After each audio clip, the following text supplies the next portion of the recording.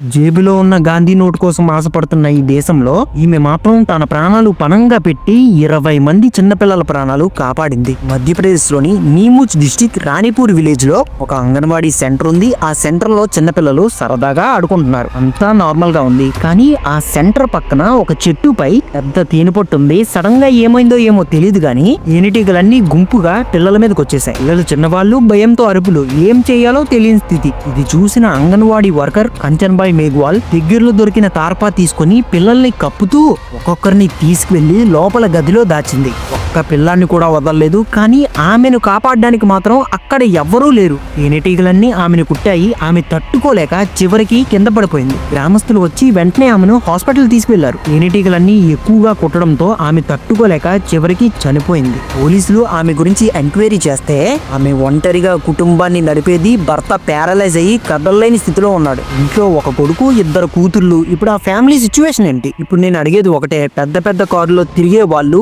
వీళ్ళకి ఏదైనా చేస్తే బాగుంటది.